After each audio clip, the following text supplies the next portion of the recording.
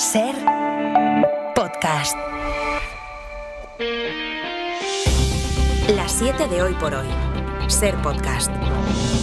Israel ha bombardeado esta madrugada las zonas en las que ayer dejó pasar unos pocos camiones cargados de comida. Van en total casi 60.000 muertos, de los que 17.000 eran niños. Según UNICEF, es como si mataran cada día un aula con 28 niños.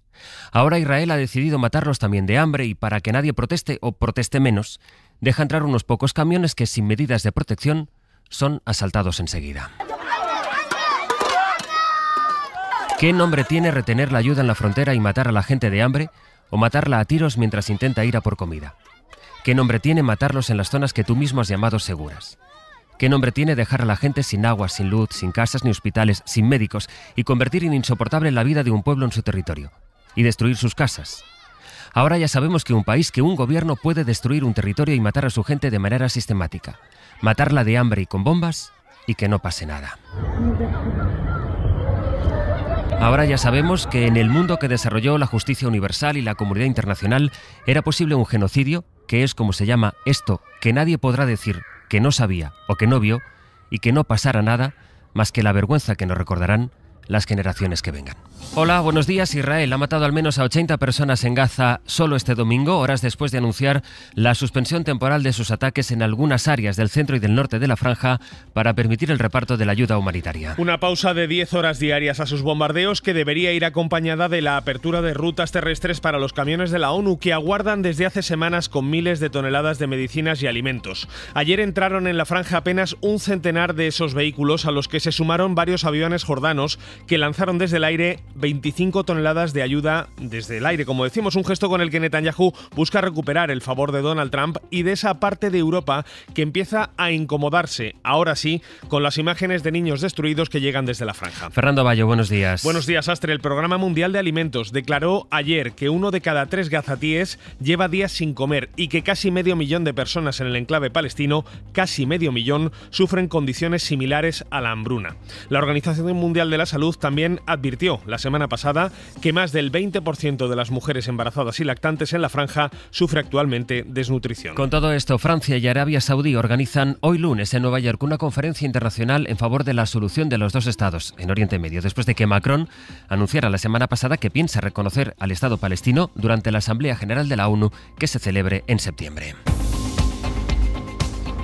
Esta semana empieza también con el acuerdo comercial entre la Unión Europea y los Estados Unidos, un pacto por el que Bruselas cede ante Trump y acepta la imposición unilateral de aranceles del 15% a sus exportaciones hacia el mercado de Estados Unidos. Un pacto anunciado ayer que incluye además el compromiso europeo de invertir unos 640.000 millones de euros en combustibles estadounidenses. Eso a pesar de las cesiones a Washington por parte de la Unión Europea. La presidenta de la Comisión hablaba ayer de un acuerdo histórico. It's a big deal, it's a huge deal. Es un gran acuerdo, un enorme acuerdo, decía Ursula von der Leyen, emulando la grandilocuencia de Donald Trump, quien posaba a su lado tras una reunión celebrada en Escocia, en un club de golf propiedad del presidente estadounidense. Trump se mostraba satisfecho con el acuerdo del que Washington sale como el gran ganador. No solo por los ingresos que supondrá para las arcas estadounidenses el cobro de aranceles o por las inversiones multimillonarias comprometidas por la Unión Europea, sino también porque este pacto refuerza la posición de la Casa Blanca frente a dos grandes rivales como Rusia y China, con quien los negociadores de Trump se verán hoy las caras en Estocolmo en busca de un acuerdo para apaciguar la guerra comercial entre los dos gigantes económicos. Por lo pronto, el acuerdo con Europa evita una escalada arancelaria que muchos temían en Bruselas y en Washington. El pacto se anunció, como decimos, en Escocia durante un fin de semana de golf para Donald Trump. Corresponsal en el Reino Unido, Lucas Font. La tasa de un 15% sobre la gran mayoría de las exportaciones a Estados Unidos es 3 veces superior a la existente antes de la llegada de Trump a la Casa Blanca, pero aún así la presidenta de la Comisión, Ursula von der Leyen, considera que el acuerdo es una importante victoria. El acuerdo de hoy genera certeza en tiempos de incertidumbre y aporta estabilidad y previsibilidad, ha asegurado. Los aranceles del 15% afectarán a sectores como el automóvil o la industria farmacéutica, mientras que otros productos estratégicos como los aviones o los recursos minerales estarán exentos de gravámenes. A cambio, la Unión Europea se ha comprometido a realizar inversiones en Estados Estados Unidos por un valor de 600.000 millones de dólares y a gastar otros 750.000 millones en energía estadounidense, algo que según Trump será beneficioso para las dos partes. Este acuerdo nos unirá más y reforzará nuestra amistad, vendrán a nuestro país con fuerza y harán mucho dinero, ha asegurado. A falta de confirmar los detalles, el pacto ha logrado evitar una guerra comercial a gran escala y ha puesto fin, al menos por ahora, a la creciente tensión entre Bruselas y Washington. Y todavía en la portada, la final de la Eurocopa Femenina de Fútbol, que acabó con esa derrota de España frente a Inglaterra en los penaltis, una amarga derrota después del gran juego que desplegó la Roja durante todo el campeonato. La estrella de la selección y MVP del campeonato, Aitana Bonmatí, hablaba ayer así, después de fallar uno de los lanzamientos en la tanda final. Yo asumo parte de mi responsabilidad, al final juego por el equipo, juego por todas nosotras, pero jugamos por mucha más gente y de nada sirve que hayamos hecho un partido mejor que el rival si después llegas a penaltis y no lo metes, ¿no? Asumo mi responsabilidad. Las de Montse Tomé se adelantaron en la primera mitad con un gol de Mariona Caldentey, empató Russo para Inglaterra en la segunda parte y sin goles en la prórroga la final se acabó decidiendo en los penaltis, donde las inglesas revalidaron el título de campeonas europeas tras convertir 3 de los 5 tantos que lanzaron frente a uno solo de España. Así empieza el lunes, hoy es 28 de julio. Día en el que se va a ir cerrando aquí en nuestro país el curso político con el tradicional balance previo a las vacaciones que hará el presidente del gobierno este mediodía. Pedro Sánchez va a comparecer desde la Moncloa con el objetivo de poner el foco en los logros del Ejecutivo, a pesar del terremoto político provocado por el estallido del caso Cerdán y de las dificultades parlamentarias evidentes que se han visto a lo largo del año. La última, el pasado martes, cuando el Congreso rechazó convalidar el decreto antiapagones. También será hoy el día en que el líder de la oposición, Núñez Feijóo, haga su particular lectura de un curso que termina marcado por los reproches entre el PSOE y el PP a cuenta de los casos de corrupción. En Génova empiezan las vacaciones exigiendo de nuevo la dimisión de Sánchez y elecciones anticipadas ante la falta de apoyos del gobierno. Chantaje, corrupción y callejón sin salida. Esas son las 3 palabras, las 3 frases que definen estos 2 años de desgobierno de Sánchez. Mañana es una gran oportunidad para decir: no tengo los apoyos parlamentarios con lo que empecé la legislatura, tengo menos votos a favor que antes y por tanto lo que toca es darle la voz a los españoles. Por su parte, en Ferraz hacen una lectura positiva de estos últimos meses, agarrándose especialmente a los buenos datos de empleo que arrojó la semana pasada la EPA. Los socialistas hablan de un gobierno que legisla para favorecer a los españoles frente a un Partido Popular que, según Montse Mínguez, lo hace para beneficiar a sus amigos y a sus allegados. Mientras conocemos que la utilización del BOE por parte del gobierno de Pedro Sánchez sirve para ayudar a la mayoría de la gente, también estamos conociendo cómo el Partido Popular, cuando está en el gobierno, utiliza el BOE en beneficio de unos pocos. Y esto, si se demuestra, es el caso de corrupción más grave de nuestro país. Comprar, vender leyes a quien tiene poder para hacerlo. Y esto no es el pasado, este es el presente. Este es el presente del Partido Popular presidido por el señor Feijóo. Feijóo que hoy comparece, como lo hará también, como decimos, el presidente del gobierno en este final del curso político que se cerrará del todo mañana en el Consejo de Ministros, en el que Trabajo quiere que salgan los permisos retribuidos para los niños menores de 8 años. Y hay ahí un conflicto con Hacienda. Ahí está la discusión entre ambos departamentos. Ojaim Nadi.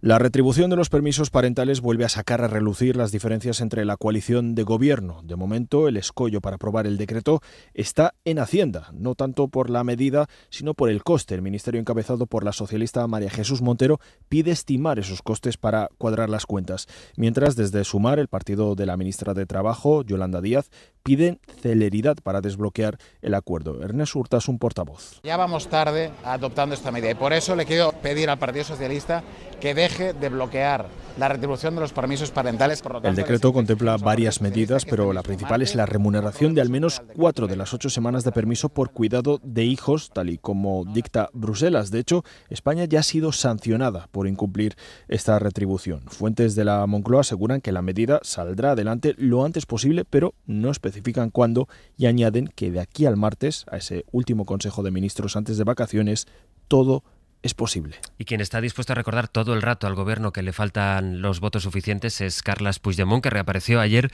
en un acto en la localidad francesa de Prats de Molló, a solo 5 kilómetros de la frontera con España. Un acto al que acudieron unas 1.500 personas y en el que el líder de los independentistas catalanes se desmarcó de Alianza Catalana, el partido de ultraderecha nacionalista que trata de pescar votos precisamente de la formación de Puigdemont, un partido al que el expresidente ha llamado agitador del caos. Barcelona, Sergi López, buen día. Hola, buen día. Puigdemont Puigdemont hace este discurso para desmarcarse por una parte de Esquerra Republicana. Asegura que su formación obliga al gobierno a ganarse cada voto que necesita en el Congreso de los Diputados para sacar adelante sus proyectos y comparaba su posición precisamente con la de Esquerra.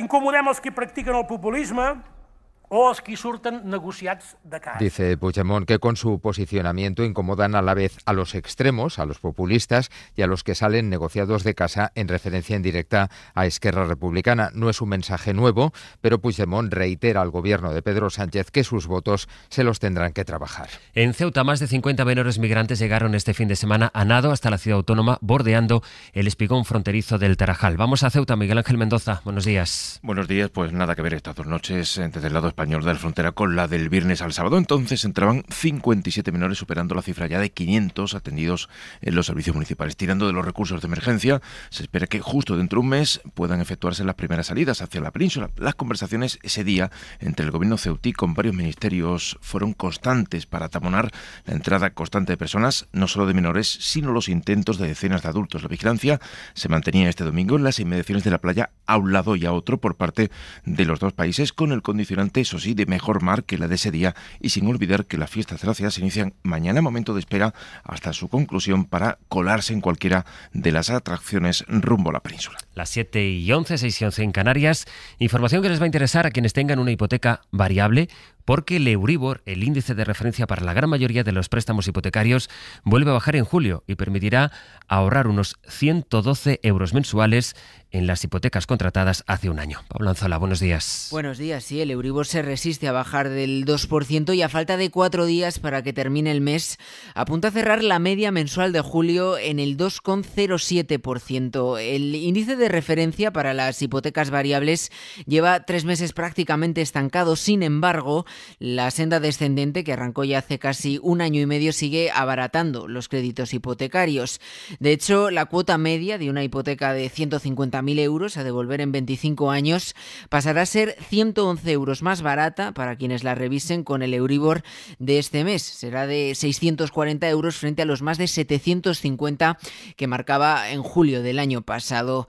Los expertos apuntan a que el Euribor puede haber tocado suelo, aunque todo depende del impacto de la guerra comercial y cómo eso pueda influir en las próximas decisiones del Banco Central Europeo.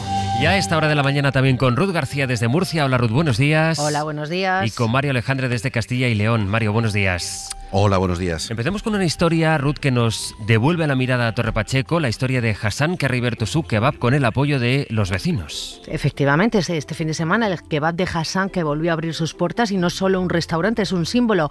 Hace 2 semanas fue brutalmente atacado por una turba xenófoba. Ahora, entre cristales rotos y electrodomésticos remendados, Hassan ha vuelto a encender las luces y con ellas algo más profundo, la esperanza. Vecinos, clientas de toda la vida, incluso gente nueva, han pasado estos días solo a saludarle, a decirle estamos contigo. Y él, emocionado, dice que se siente querido. Hassan soñó este restaurante durante años, lo levantó con esfuerzo y ahora lo reconstruye con cariño. Y en medio del miedo, su kebab vuelve a oler a carne, a especias y sobre todo a dignidad. La historia del kebab de Hassan, recordarán aquellas imágenes como fue asaltado por esa turba, como bien describía Ruth, pues ha podido reabrir, además con el apoyo de los vecinos, este fin de semana allí en Torre Pacheco. A ver esta historia, Mario, que han rescatado a una oveja en una de las rondas de circunvalación de Valladolid.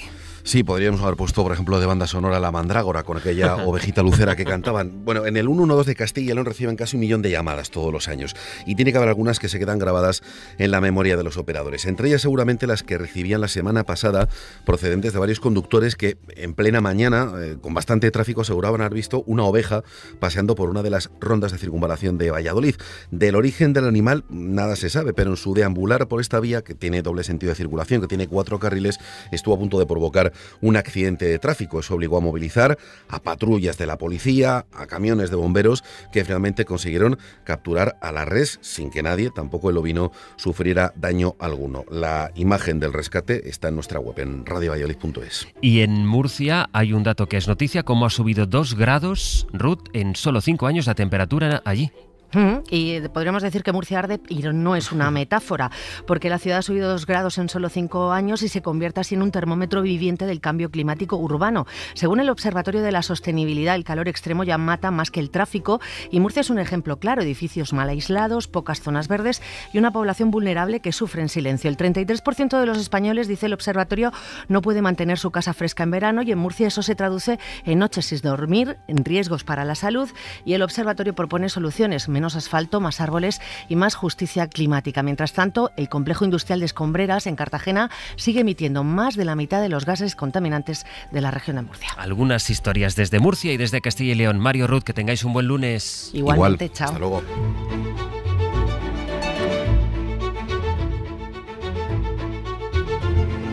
Ya con nuestra recomendación cultural del día. Este lunes Dani de la Fuente nos va a proponer echar mano de un libro de relatos sobre Nueva York, la ciudad que nunca duerme, vista desde la perspectiva de una de las voces españolas más pujantes en la literatura actual, la historiadora y periodista María Pérez Agua. Luna Park es un conjunto de relatos que Marina Pérez Agua ha dedicado a Nueva York y a Estados Unidos, el país en el que ha residido más de 20 años, dedicada a la docencia universitaria, hasta que se ha sentido expulsada, como tantos. Y Nueva York es progresista, o sea, es uno de los estados, y te encuentras un grupo de personas así, y es que están pidiendo la documentación. O sea, es como un ambiente de miedo. El racismo o el antifeminismo son algunos de los asuntos que toca la escritora en una ciudad llena de ratas y de basura. La gente defeca en la calle, se masturba en el metro y bueno, y muchos indigentes con problemas mentales porque claro, sobre todo después de la pandemia, pues estaban totalmente abandonados, no tienen seguro médico, no pueden recibir atención mental. En un país que expulsa a las personas más vulnerables del sistema. Soledad, depresión, suicidios. ¿Qué primer mundo es ese? No, es que no es un primer mundo. Yo llevo diciéndolo un montón de tiempo y la gente se lleva las manos a la cabeza. ¡Oh, no! Con mucho humor, Marina Pérez Agua aborda temas como el de la maternidad, siendo hija. Una cosa tremenda que me pasó, que pues tras el parto mi madre no respondió bien. Y siendo madre. O sea, yo digo, ay Dios mío, estaré cometiendo los mismos errores. Editado por Páginas de Espuma, les invitamos a leer a Marina Pérez Agua. Van a pasar un buen rato porque, insistimos, es muy divertido. Para no perderte ningún episodio, síguenos en la aplicación o la web de la SER, Podium Podcast o tu plataforma de audio favorita.